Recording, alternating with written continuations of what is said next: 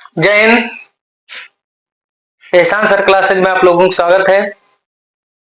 मैं एहसान सर आप लोगों के आज की इस क्लास में न्यूमेरिकल का सेकंड पार्ट पढ़ाऊंगा। पहले चैप्टर का न्यूमेरिकल क्लास 12 की फिजिक्स का पहले चैप्टर का न्यूमेरिकल आपको पढ़ाया जा रहा है, जिसमें 6 न्यूमेरिकल आप लोगों को बताए जा चुके हैं। छोटे छोटे पार्ट करके आप लोगों को पढ़ाए जा रहे हैं ताकि आप लोगों को दिक्कत ना हो, उस रिवीजन करने में समस्याएं ना उत्पन्न हो। न्यूमेरिकल में मैं पहला टॉपिक आपको पढ़ा चुका हूं, उसका वीडियो भी आपको अवेलेबल है यूट्यूब पर, आप देख लीजिए। दूसरा टॉपिक लेकर के मतलब दूसरा पार्ट लेकर के मैं आज न्यूमेरिकल का उपस्थित हुआ हूं, जिसमें 7 नंबर न्यूमेरिकल से आपको बताए जाएंगे। नगीन प्रकाशन अर्थात कुमार मित्तल नगीन प्रकाशन कुमार मित्तल राइटर की बुक से आपको न्यूमेरिकल बताए जा रहे हैं। चूंकि इसमें ज्यादा न्यूमेरिकल है तो आपकी प्रैक्टिस हो जाएगी बढ़िया से, इसलिए इसमें से ही पढ़ाया जा रहा है। एनसीईआरटी में न्यूमेरिकल जो है बहुत कम है, इसलिए जो है उसमें आपकी प्रैक्टिस बहुत अच्छी नहीं हो पाएगी, इसलिए आप लोगों को इसमें से आपको बताया जा रहा है। ठीक है ना, आप लोगों को मेहनत करना चाहिए, क्योंकि आपको पता होना चाहिए कि शिक्षा वो शेरनी का दूध है, जो पिएगा वह दहाड़ेगा। शिक्षा अपने आप में वो हथियार है जिससे आदमी बहुत बड़ा विजेता बनता है, विश्व विजेता बनता है। जैसे बहुत लोगों आप देख रहे हैं दुनिया में, जितने भी लोग बड़े बने जिनका नाम है इस दुनिया में, आज उस शिक्षा की बदौलत बने, ज्ञान की बदौलत बने। तो आप लोगों को अच्छी तरीके से मेहनत से पढ़ना चाहिए। जो भी समस्याएं होती हैं बिल्कुल उसमें आपको उन समस्याओं का निदान यहाँ पर उन समस्याओं का निदान ए स्क्वायर क्लासेज में किया जाएगा, एहसान सर क्लासेज में किया जाएगा। बिल्कुल इसमें कोई आपको दिक्कत नहीं होगी। वीडियो को आप पहली बार आए हैं तो सब्सक्राइब कर लीजिए, लाइक कर दीजिए, शेयर कर दीजिए और ज्यादा से ज्यादा बच्चों के पास वीडियो भेजिए ताकि वो इसको पढ़ करके लाभ ले सकें और अच्छा नंबर प्राप्त कर सकें, अच्छी तरीके से उनको नॉलेज हो सके। चलिए क्वेश्चन नंबर 7 देखते हैं। क्वेश्चन नंबर 7 है इसमें, आज के इस क्लास का पहला क्वेश्चन देखते हैं। अर्थात 7 नंबर क्वेश्चन इस बुक का देखते हैं। पहले चैप्टर वैद्युत आवेश एवं वैद्युत क्षेत्र का पहले 7 नंबर क्वेश्चन देखते हैं।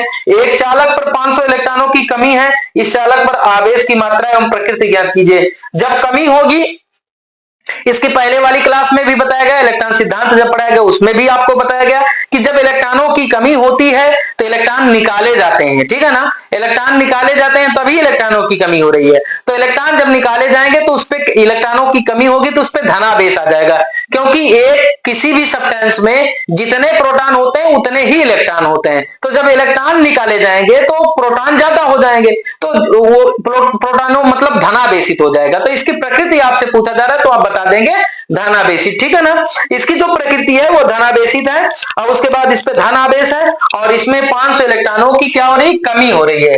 तो क्वेश्चन नंबर 7 दिया गया है, स्क्रीन पे भी आप क्वेश्चन देख लीजिए और इसमें आपको एक बात जानना है कि क्या गिवन वैल्यू है। गिवन वैल्यू आपको जानना है 500 इलेक्ट्रॉनों की, कितने 500 इलेक्ट्रॉनों की क्या हो रही भैया, कमी हो रही। तो n का मान कितना दिया गया है 500 लिख लेंगे और इसमें पूछा क्या जा रहा है भैया q का मान, तो q बराबर आपका क्या हो जाएगा यानी, ये फार्मूला है तो q बराबर आपका यानी n की वैल्यू क्या होती भैया 500, e की वैल्यू n की वैल्यू दी गई है, होती नहीं है, e की वैल्यू होती है 1.6 इंटू 10 की पावर माइनस 19 कूलम।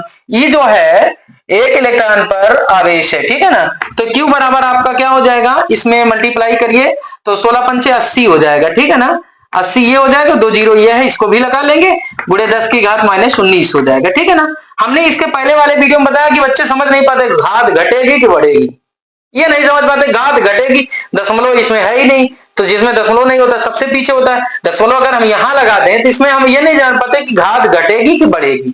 तो हमको ये सब जानने की जरूरत तो नहीं है, हमको इसको जानना है कि इसमें पॉइंट यहां लगेगा कैसे। तो जैसे जिसमें पीछे होता है, तो जैसे हम जान रहे हैं 1 2 3 4 अंक है, अगर हम 0 दशमलव करके लिखना चाह रहे हैं या 8 पॉइंट करके अगर आप लिखना चाह रहे हैं कि 8 के पहले जो है दशमलव केवल लग जाए बस। ठीक है ना, 8 के बाद चूंकि इलेक्ट्रॉनों की संख्या है तो इसमें 0 पॉइंट नहीं लिखा जाएगा। अगर 8 के बाद दशमलव लगाना चाह रहे हैं तो 3 अंक पहले दशमलव लगाना चाह रहे हैं, तो इसमें हम 1000 से भाग दे देंगे। किसने से भाग दे देंगे भैया, 1000 से भाग देंगे, तभी तो 0 से 0 कैंसिल आउट होगा, अर्थात 1000 अट्ठे 8000 हो जाएगा। और यहां पर देखिए घट जाएगी घात की नहीं घटेगी, ठीक है ना, घट जाएगी। लेकिन यहां पर देखिए 19 है, पावर माइनस में है, प्लस में है तो घट जाएगी। ठीक है ना, तो यहां पर आपका आ जाएगा कितना 10 की पावर माइनस 16 आ जाएगा। लेकिन इसमें घात बढ़ रही है, पहले माइनस 19 थी, अब कितना हो गई माइनस 16, लेकिन अब घात क्या हुई है इसमें जो है बढ़ी है घात, घटी नहीं है, बढ़ी है, क्योंकि माइनस में है ना, तो जो कम होती है तो ज्यादा होती है वो, ठीक है ना। तो ये आपका आंसर हो जाएगा इस क्वेश्चन का, ठीक है ना। इसमें एक ऐसा इलेक्ट्रॉनों की कमी हो रही है, तो इसका आवेश क्या होगा, धन आवेश, ठीक है ना, प्रकृति होगी इसकी धन आवेश, ठीक। ये आंसर हो गया भैया। क्वेश्चन नंबर 8 देखता हूं, इसमें क्या है। 8 नंबर क्वेश्चन देखता हूं, बिल्कुल आसान से क्वेश्चन है और आसान लहजे में, आसान शब्दों में, एकदम आसान सी भाषा में आपको पढ़ाए जाएंगे। एक शुद्ध जल का परावैद्युतांक, एक शुद्ध जल का परावैद्युतांक 81 है। कितना है, 81। इसकी निरपेक्ष वैद्युतशीलता ज्ञात करनी है। क्या ज्ञात करनी है भैया, निरपेक्ष वैद्युतशीलता। अब साइलेन की मान ज्ञात करना है, ठीक है ना। अब साइलेन का मान, तो यहां पर देखिए, जैसे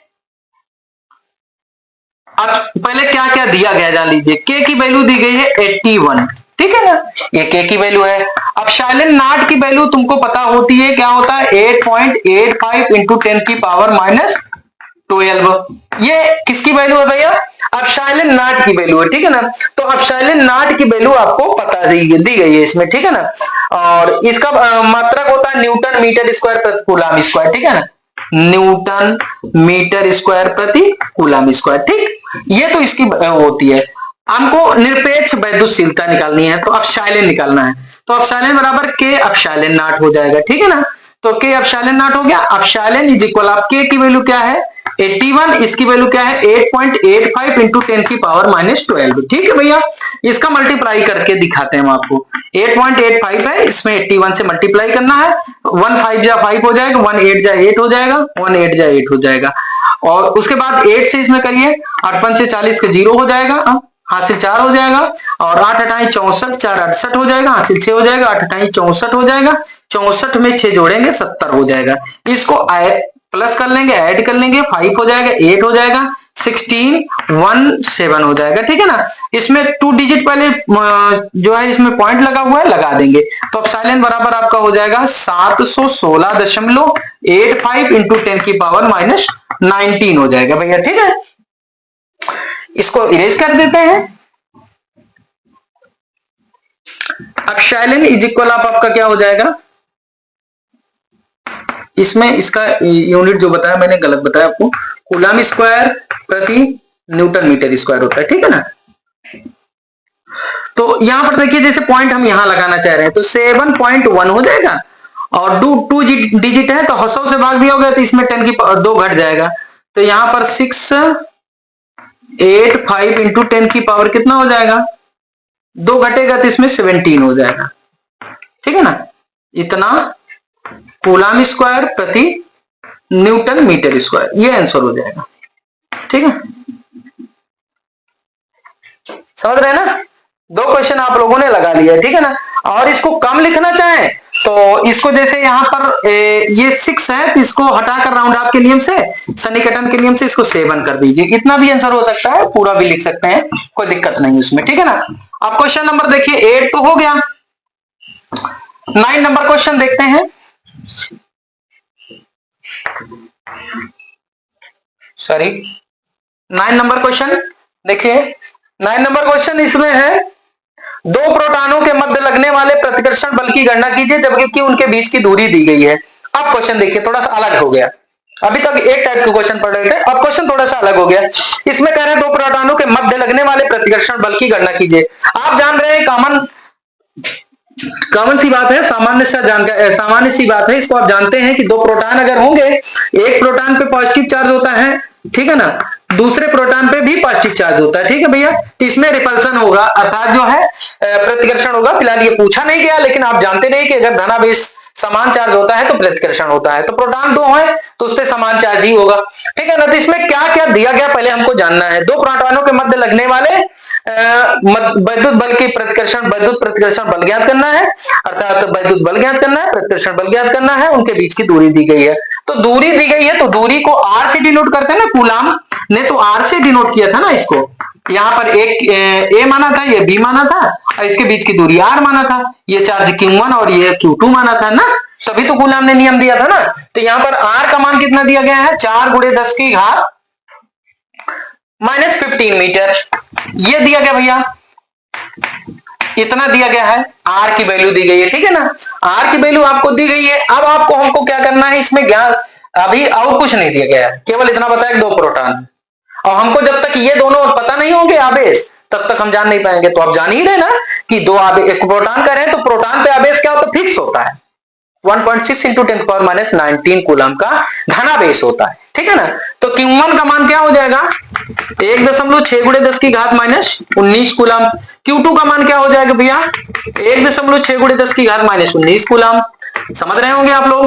अब यहां पर हमको निकालना क्या है, फोर्स फाइंड करना है, रिपल्सिव फोर्स फाइंड करना है। तो रिपल्सिव फोर्स अगर हमको फाइंड करना है तो उसके लिए फार्मूला भी तो हमको पता होना चाहिए, क्योंकि दो जो पॉइंट चार्ज होते हैं उनके बीच का लगने वाले रिपल्सिव फोर्स के बारे में फार्मूला किसने दिया, कूलाम्ब ने दिया। तो कूलाम्ब ने क्या दिया भैया फार्मूला, कूलाम्ब ने दिया 1/4 pi epsilon naught Q1 Q2 upon r square, यही दिया ना भैया। तो रखते हैं, तो यह बराबर 9 गुणे 10 की घात 9 इसका मान होता है, 1/4 पाई एप्सिलॉन नॉट का मान यही होता है, ठीक है ना। Q1 का मान कितना दिया गया है, 1.6 गुणे 10 की घात माइनस 19 कूलम। Q2 का मान 1.6 गुणे 10 की घात माइनस 19 कूलम। पहला काम मुझे फार्मूला जानना है, दूसरा काम सबकी वैल्यू पुट करना है, तीसरा पहला काम हमको गिवन वैल्यू फाइंड लिखना है, और दूसरा काम इसमें क्या ज्ञात करना है ये जानना है, तीसरा काम इसमें फार्मूला जानना है, चौथा काम सबकी वैल्यू इस पे पुट करना है, पांचवा काम इसका कैलकुलेशन करना है। कैलकुलेशन मींस इसकी गणना करनी है, इसमें जोड़ होगा तो जोड़ना है, गुणा करना है, गुणा होगा तो गुणा करना है, भाग होगा तो भाग करना है, और उसके बाद भाग करने के बाद दिया जाएगा। तो कैलकुलेशन में ज्यादा यहाँ प्रॉब्लम होती है, तो मैं आपको ऐसा पढ़ाऊंगा कि इसमें प्रॉब्लम ही नहीं होगी, परेशान नहीं होना है, ठीक है ना। तो यहाँ 10 की पावर माइनस 15 है, इसका स्क्वायर कर दीजिए, ठीक है। तो यहां पर देखिए यह बराबर आपका क्या हो जाएगा, थोड़ा सा इसको इजी फॉर्म में कर दीजिए, 9 इंटू 1.6 इंटू 1.6, ठीक है ना, इंटू देखिए 19 19 38, 38 में से 9 घटा दीजिए तो कितना हो जाएगा, माइनस 29। भाई ये माइनस माइनस में जुड़ जाएंगे, गुणा में घाते जुड़ती हैं, तो 19 19 38 हो जाएंगे, 9 घटेगा 29 हो जाएगी। उसके बाद यहां पर क्या हो जाएगा, 4 4 16, और यहां पर क्या हो जाएगा, 15 दूनी 30, भाई 2 बार लिखा जाएगा, 4 गुणे 4 4 चौक 16, 10 की घात माइनस 15 10 घात माइनस 15, तो कितना हो जाएगा 30, कितना हो जाएगा भैया 30 हो जाएगा। अब उसके बाद देखिए इसको ऊपर लेके चले जाते हैं, ठीक है ना। जब इसको ऊपर ले जाएंगे तो देखिए क्या होता है इसमें, इसको इरेज कर देता हूं,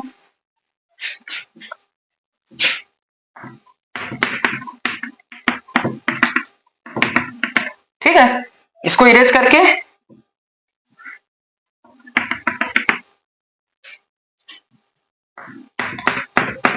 9 इंटू 1.6 1.6 इंटू 10 की पावर माइनस 29 इंटू 10 की पावर 30 बटे में क्या हो जाएगा 60, ठीक है। यह बराबर क्या हो जाएगा आपका 9 इंटू 1.6 इंटू 1.6 इंटू 10, ठीक है, बाई में आपका क्या हो जाएगा 16। उसके बाद यहां पर देखिए 9.1.6 इंटू 16, देखो इजी करता चला जा रहा हूं, बहुत कैलकुलेशन नहीं, गुणा करो भाग करो, ये सब नाटक करने की जरूरत नहीं है, इसमें परेशान नहीं होना है, ठीक है ना, इससे कैंसिल हो जाएगा, बहुत इसमें डिस्टरबेंस नहीं लाना है आपको। और 16 नमैया 144 होता है, एक अंक पहले दशमलव लगा देंगे, इतना न्यूटन ये बल हो जाएगा, ठीक है ना। समझ रहे हैं आप लोग ना, ये 9वां क्वेश्चन आपका कंप्लीट हो गया। चलिए एक क्वेश्चन और कर लेते हैं, उसके बाद अगले वीडियो में फिर मिलेंगे आप लोगों को, एक क्वेश्चन और कर लेते हैं इसमें, ठीक है ना।